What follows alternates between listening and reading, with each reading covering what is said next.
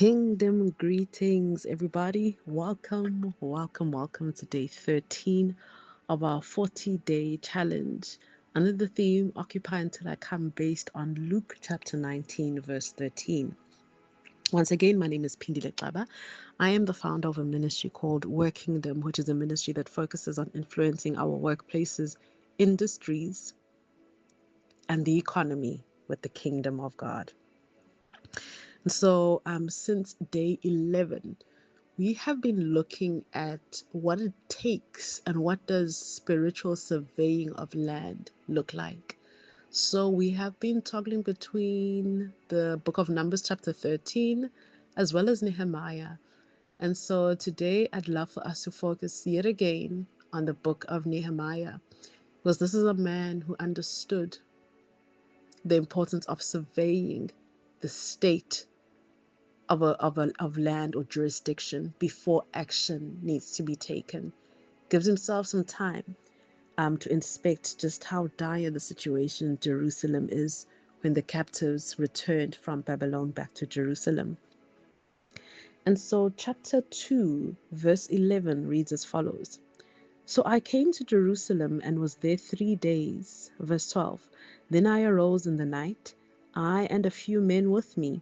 I told no one what my God had put in my heart to do at Jerusalem, nor was there any animal with me except the one on which I rode.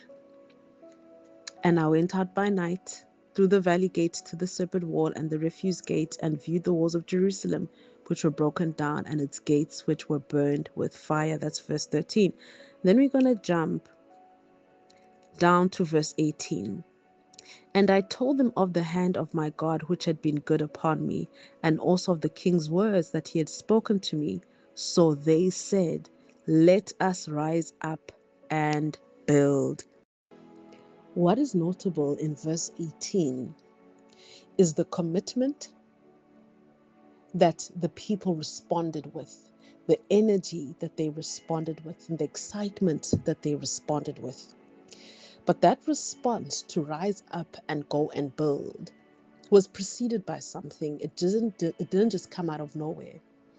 And we will understand, since chapter 1, Nehemiah would seek the face of God concerning the state of Jerusalem.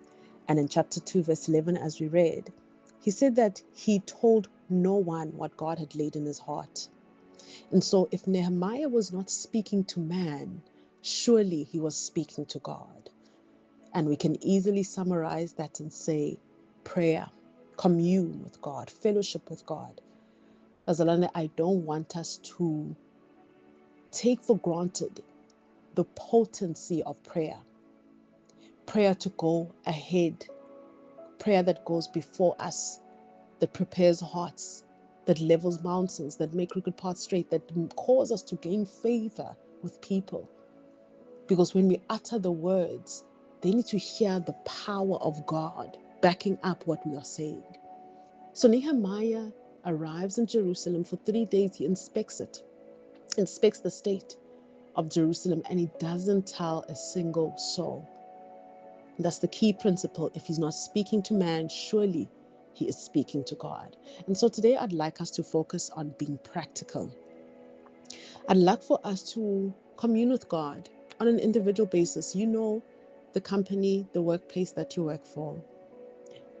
You know the industry that you belong to, but you also know the state of the economy of our nation.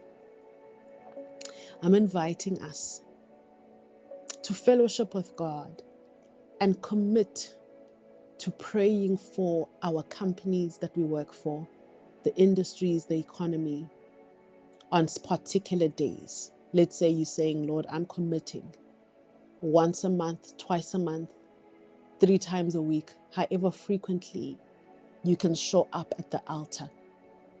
Hey, I don't want us to disregard the potency of prayer, because the response that he received from his fellow brethren was encouraging. They had the spirit of unity to go and build, to go and rebuild the wall. Bazalani, we're keeping it very short and simple today. Let's commune with the Father who the word says the heart of a king is in the hand of the Lord. Because it continues to tell how he had spoken about the favor that he had gained with the king. Bazalana, that was not done by eloquence. It was not done because maybe he was one of the favorite employees of that time. It's because he sought the face of God, the God of all flesh. I'm inviting us today to do exactly that. Lord, I want to commit to praying for my industry, praying for my workplace, and at the right time,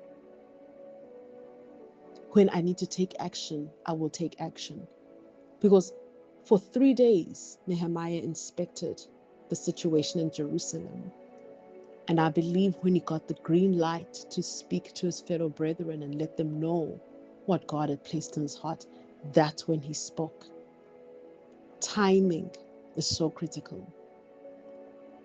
And so I believe it was during days 1 to 10, if not the beginning of our second quadrant, where I spoke about never going ahead of God. Yes, we are initiators, but there are times where we need to sit in his presence and hear downloads from him. He will teach us how to move, how to speak, when to speak. And so I'd love us to take on the posture of Nehemiah. Lord, I'm committing to this in this day. Right now, we are in the business of setting altars that will never stop burning. Imagine the altars that are being set, the altars of prayer that are being set across South Africa. Companies are being prayed for. We serve a God whose ears are not deaf to hear, nor his hands short to save. A very practical and short one today. Let's engage with our God and commit to praying for our industries, sectors, the economy, and our workplaces. And let's stick to that, Bazalane. God bless you. We will send, like I said, the pre-recorded prayer on YouTube, and I will give an announcement once it's up and available. God bless you. Take care and have a splendid Sunday.